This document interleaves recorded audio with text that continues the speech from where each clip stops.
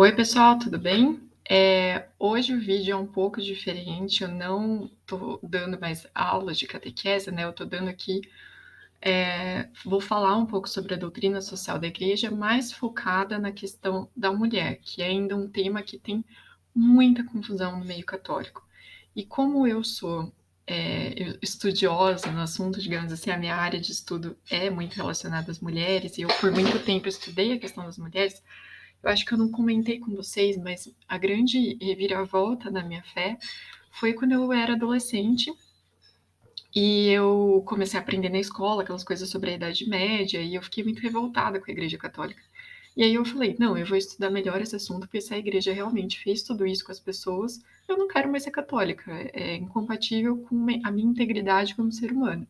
E acabou que eu fui estudando sobre a Idade Média, eu fui descobrindo que as coisas são contadas para a gente de uma maneira errada, né? Então eu decidi preparar essa aula com base em estudos que eu venho fazendo desde quando eu era adolescente, tinha 15, 16 anos até hoje, e focando também um pouco na questão do feminismo, focando um pouco na questão da doutrina social da igreja, onde que a doutrina social da igreja entra. Eu falei que eu ia gravar uma aula sobre doutrina social da igreja, não vai ser só sobre isso, mas vai também falar sobre a doutrina social da igreja. Então é um mix de assuntos que eu acho que vai agregar muito para a gente. Bom, então, antes de a gente falar sobre feminismo e falar sobre a doutrina social da igreja, eu queria dar um panorama sobre como que é a situação, como que foi a situação da mulher ao longo da história, principalmente na Idade Média, que foi uma época que a igreja teve aí um grande papel no desenvolvimento da sociedade. Então, só para a gente dar uma recapitulada aí nas coisas, na verdade, na antiguidade não dá para a gente, quando a gente fala de períodos históricos, a gente até precisa tomar um pouco de cuidado, porque as pessoas às vezes acabam uniformizando, né, generalizando os períodos, e as coisas não são bem assim, né? A gente fala das coisas de uma maneira geral para ficar um pouco mais didático, mas a gente sabe que todo período e toda situação existem exceções. Então, eu vou falar aqui de uma maneira generalista, ok? De maneira geral, o que, que a gente vê? Que na antiguidade a gente via é, uma característica muito comum entre os diferentes povos pagãos, que eram os homens se dedicando a trabalhos pesados, as mulheres se dedicando a trabalhos um pouco mais leves, e a gente tinha também trabalhos compartilhados. Então tinha aí, por exemplo, a agricultura, o transporte, a fabricação de roupas, a pesca, trabalho de pequena escala, tanto para subsistência quanto para geração de renda, que a gente pode ver trocas, etc. A gente via aí essa divisão de trabalho, digamos, entre homens e mulheres.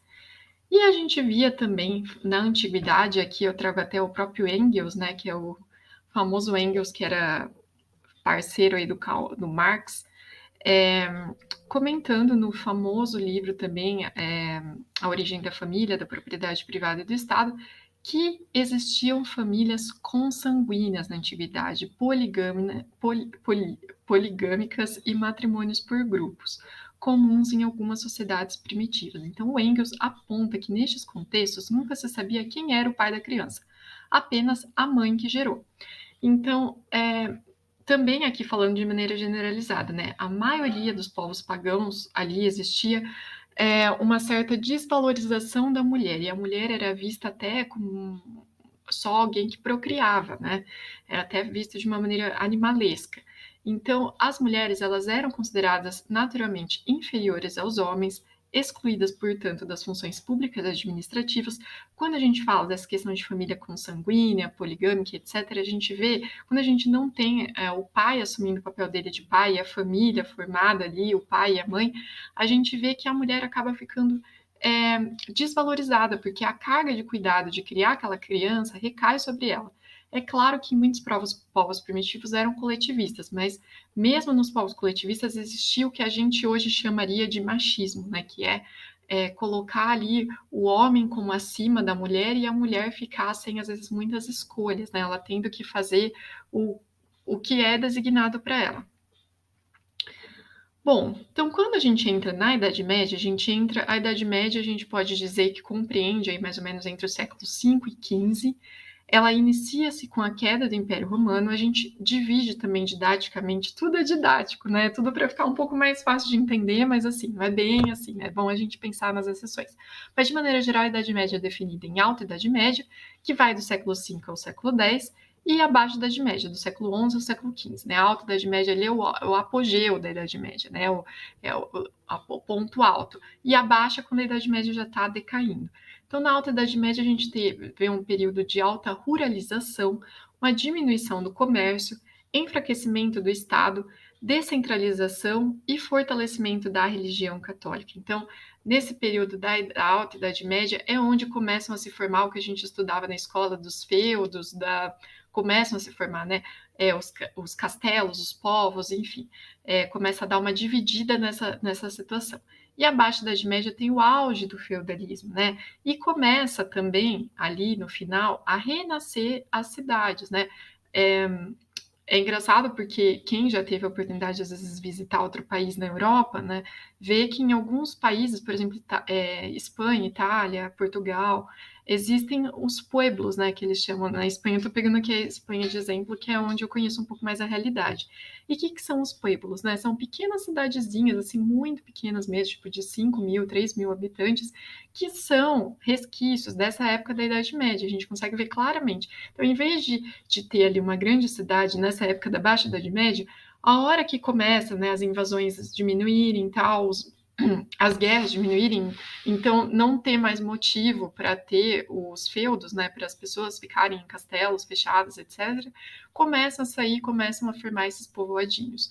E aos poucos vão se formando as grandes cidades também, mas é muito comum esses povoadinhos, que é onde a gente vê que começa a florescer aquele comércio local. Então, por exemplo, é nessa época que existe ali a família que é especialista em fazer sapato. Então, a função de sapato, todo mundo faz sapato na família. A mulher, o homem, os filhos, vai passando de geração para geração aquele ofício. E todo mundo na família trabalha junto, ou que hoje a gente chama de home office, né? O home office começou aí. Então, as pessoas trabalham juntos, as pessoas da família ali se ajudam. Obviamente, não tem as regras trabalhistas e a falta de flexibilidade que a gente tem hoje, mas só para vocês terem ideia de como era mais ou menos o contexto dessa época. Não vou também entrar em muitos detalhes, também a gente não tem tempo, isso daqui vai ficar uma aula gigante. Se alguém quiser entender um pouco mais também o que a igreja fez na Idade Média, existe esse livro do Thomas Woods, que chama Como a Igreja Católica Construiu a Civilização Ocidental. É um livro bem legal, claro que a gente tem aí umas coisas que eu não concordo com o Thomas Woods, mas é interessante para quem quer estudar mais sobre esse assunto. Tem também um historiador francês chamado Daniel Ropes, não sei como se pronuncia o nome dele, tá bom? Porque eu não sei francês, que ele fez uma coleção de livros falando toda a história da igreja e, enfim, acho que vale a pena ler, é uma fonte muito confiável, né? Bom, eu acho que eu indicaria esses dois, assim, a princípio. Existem outros autores que também falam coisas muito interessantes sobre esse assunto. Eu tenho um aqui agora, que é o Paul Johnson. O Paul Johnson também é um bom autor para estudar sobre isso, mas enfim. Mas aí eu já falei muita coisa, já tem bastante fonte para vocês pesquisarem. Alguns feitos importantes que a igreja fez na Idade Média, que as pessoas não falam, a gente não aprende na escola. Então, por exemplo, a universidade. Sim, a universidade você estuda a criação medieval, a criação dos padres católicos, dos monges. Os hospitais, no modelo que a gente conhece hoje, também é uma criação católica. Técnicas de agricultura foram criadas na Idade Média, o sistema bancário foi criado na Idade Média, técnica de construção e arquitetura, bom, vocês podem ver só as catedrais, as igrejas, né, da época da Idade Média, que até hoje são invejáveis, nunca, assim, um arquiteto hoje inveja a construção e desenho e, enfim, e projeção daquela igreja. E é difícil hoje a gente ver igrejas sendo feitas com o mesmo porte que foi feito nessa época. E o mais importante de tudo, a caridade, né? Exatamente porque a Igreja Católica prega tanto a caridade, às vezes a gente esquece disso, mas essa questão de você ajudar as pessoas, de você fazer o bem para o próximo, que hoje a gente tem em formato de ONGs, em formato de associações, nada mais é do que algo, digamos assim, criado por Jesus Cristo, né? Então, e difundido pela Igreja Católica. Então, é sempre bom lembrar de tudo isso. Bom, e a mulher, né? O que aconteceu então com a mulher? Como que era a mulher na visão medieval? Então, uma historiadora que é muito boa sobre esse tema da mulher, que ela se debruçou a vida dela sobre esse assunto, é uma historiadora francesa também, que é a Regine Pernot. Ela é muito boa, ela escreveu diversos livros, qualquer livro que você achar na internet dela é bom.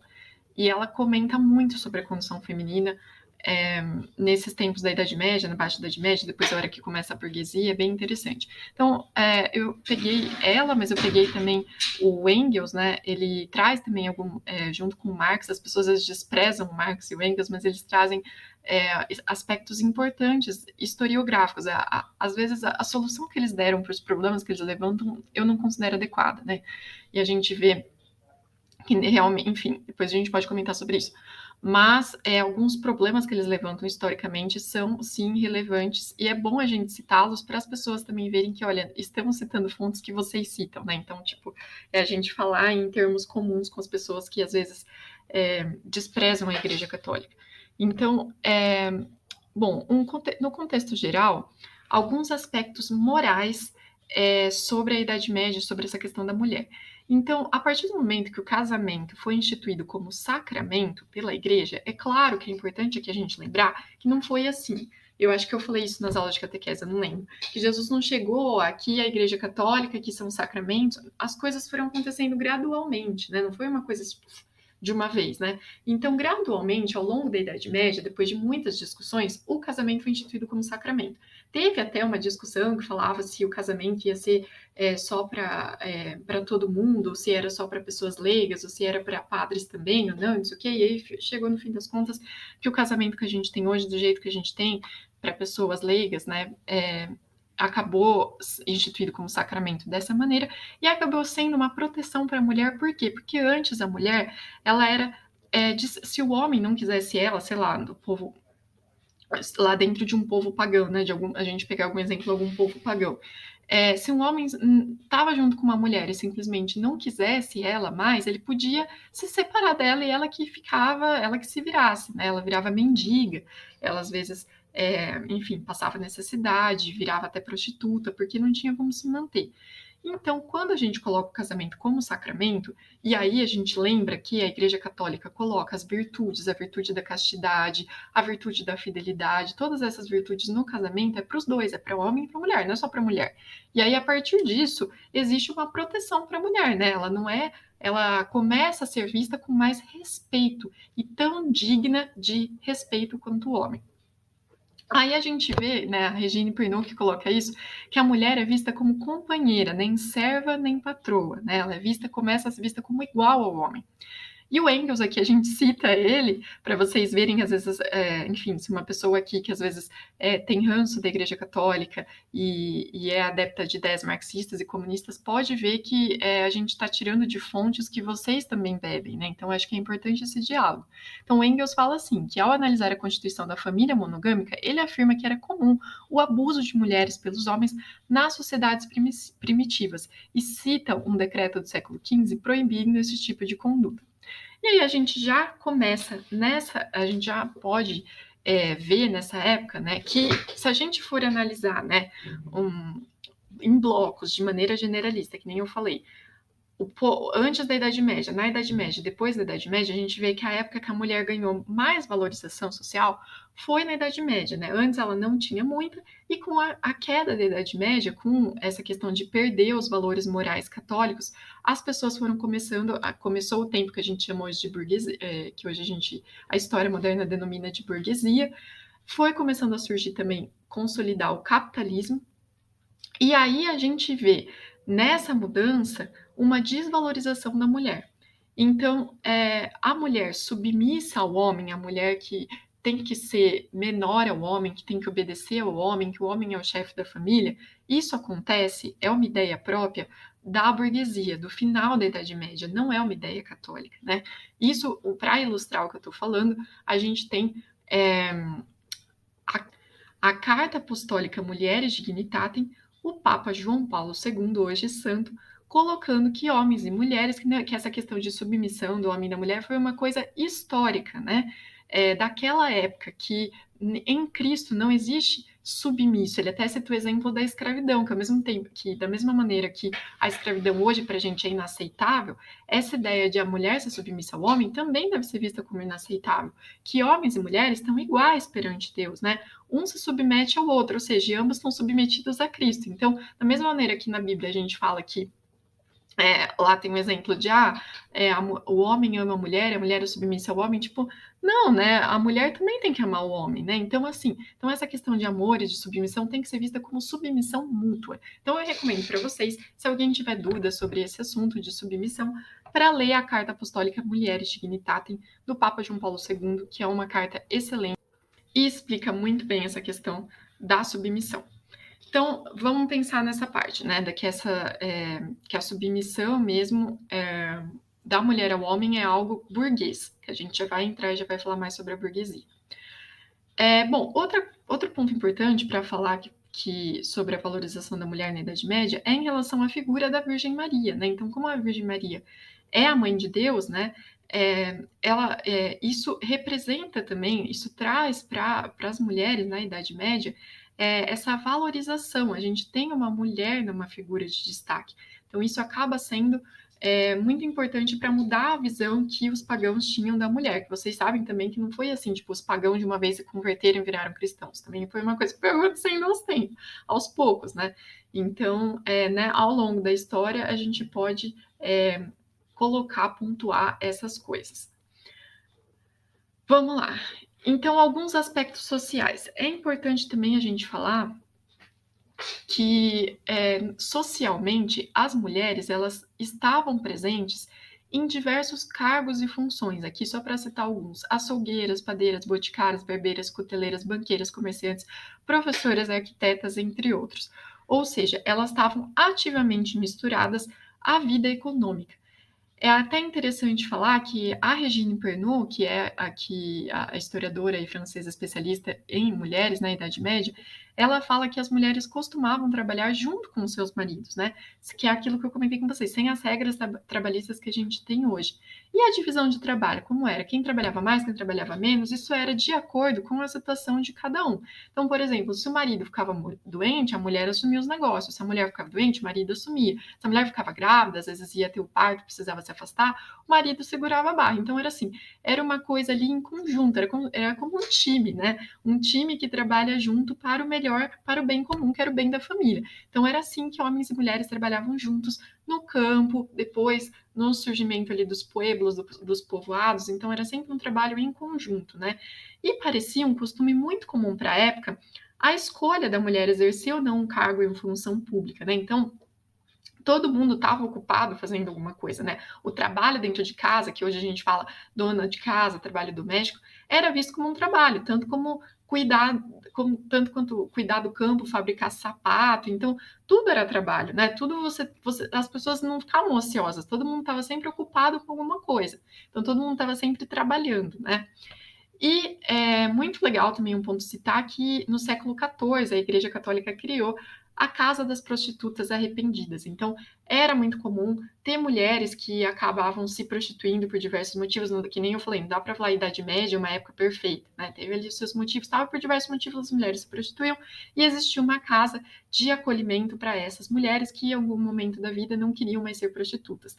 Então, isso foi uma criação católica. Eu acho uma pena hoje não existir isso. Fica o convite para quem se sentir mobilizado a criar uma casa de prostitutas arrependidas, não com esse nome, obviamente, mas com esse intuito, né, de acolher mulheres que gostariam de sair dessa vida, né, que às vezes por diversos motivos elas entraram e elas não conseguem sair, então seria muito legal existir uma iniciativa católica nesse sentido hoje.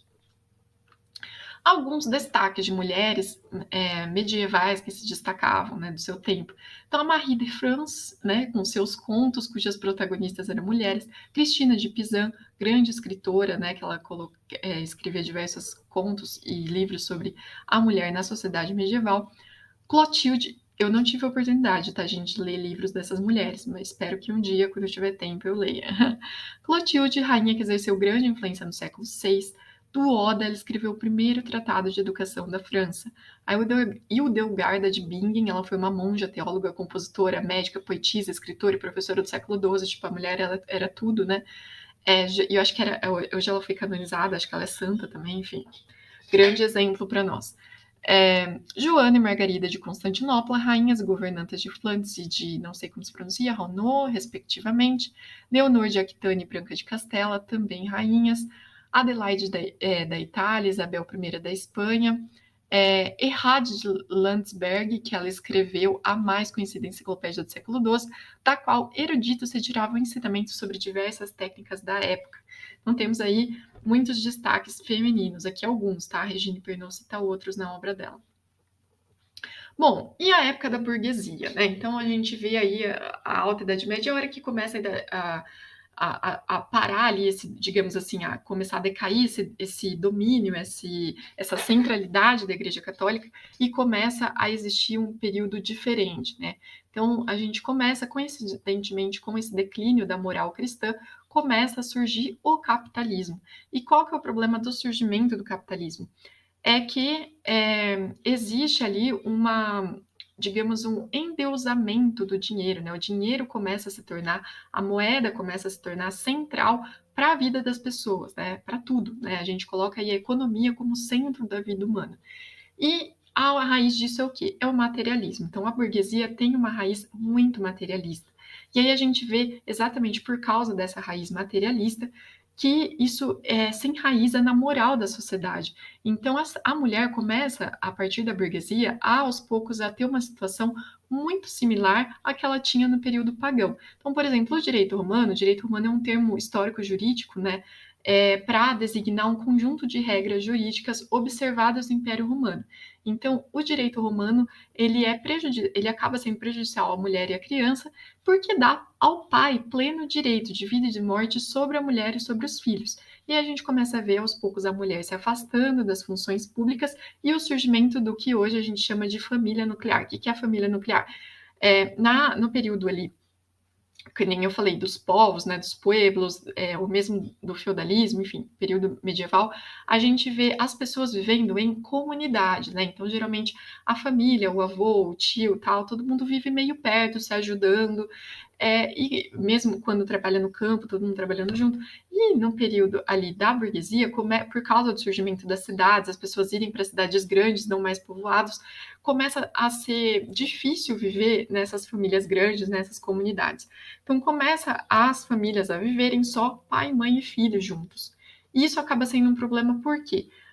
Porque devido à economia, devido à constituição da cidade, com essa formação familiar, a mulher ela não consegue trabalhar fora de casa, né? Claro que ela não trabalha fora de casa também por uma certa mudança cultural, mas ela não consegue. O homem acaba sendo recaído sobre ele a função de provedor e a mulher não consegue dar conta de trabalhar fora e trabalhar dentro de casa. Então ela acaba ficando restrita ao lar.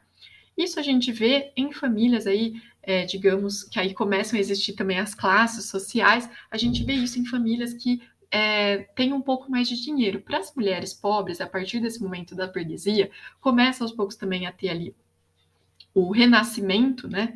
E também a Revolução Industrial, e as mulheres pobres são obrigadas a trabalhar nas fábricas, junto também com as crianças. Crianças, mulheres, etc., trabalham nas fábricas.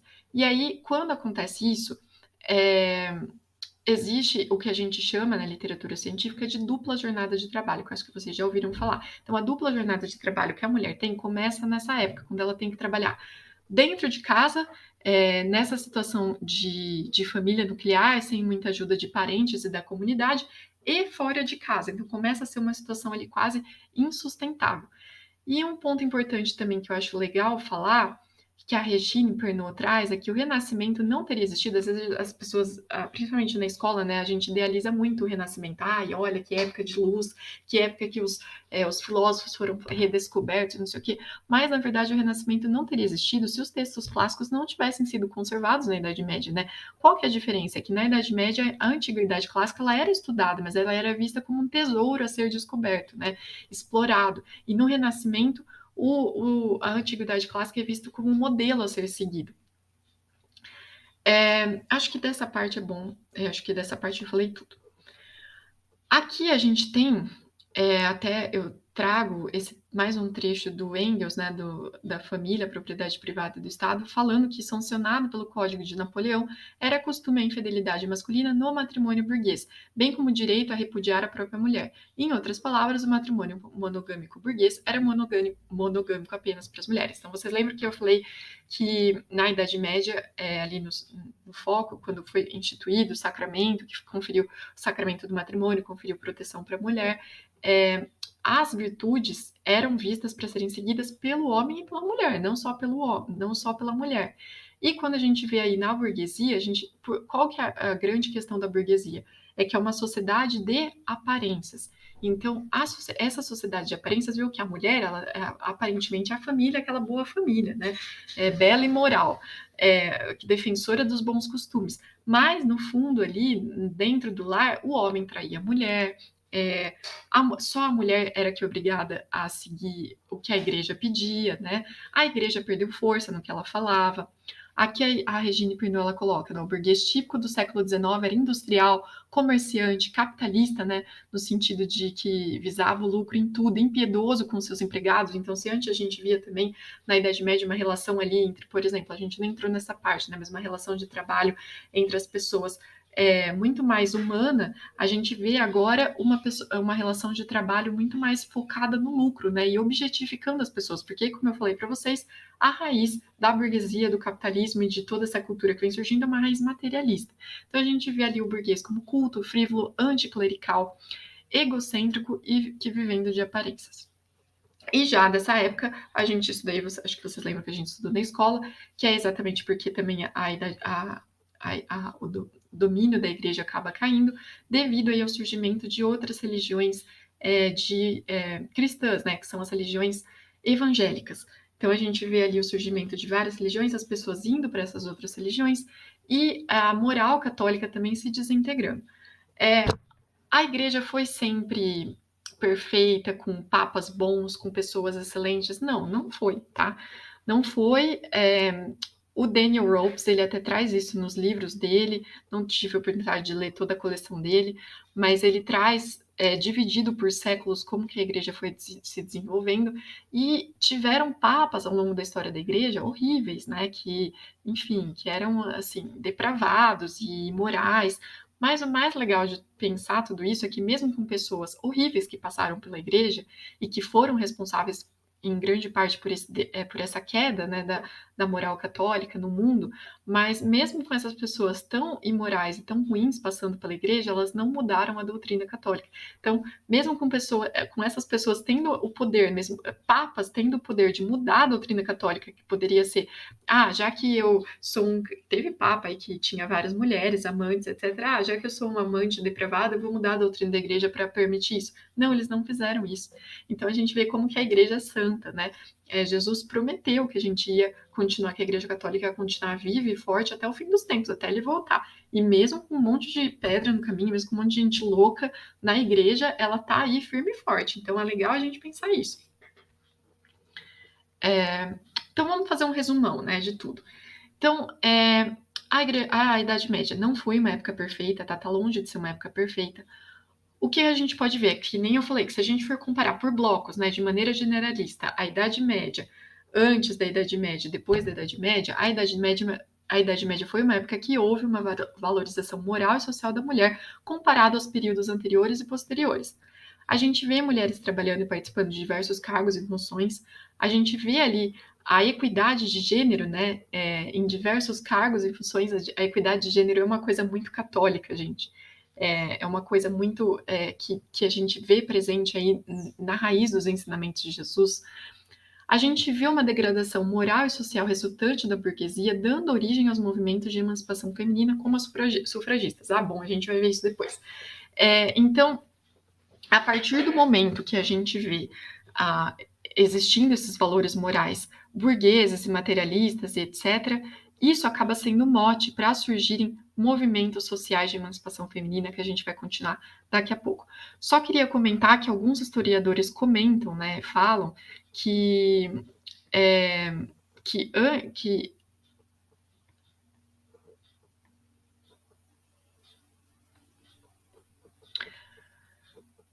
Só para comentar que alguns historiadores, só para vocês verem que a Idade Média realmente não é um período perfeito, né, que alguns historiadores colocam que na Idade Média as pessoas muitas vezes viam a relação sexual só para procriação, que as mulheres não podiam demonstrar prazer, que as mulheres eram vistas como culpadas pelo pecado original. Então isso são coisas que ao longo da história da igreja a gente foi vendo que não é assim, que isso está errado pensar dessa maneira. Mas para vocês verem que realmente não foi uma época perfeita, foi uma época com seus problemas, mas que comparando aí com antes e com depois, ainda assim tivemos aí muitos lucros nessa parte, digamos assim, muitas coisas boas acontecendo, apesar dos problemas. Nós vamos continuar, que essa aula tá longa. Na parte 2 a gente vai ver sobre feminismo e sobre doutrina social da igreja.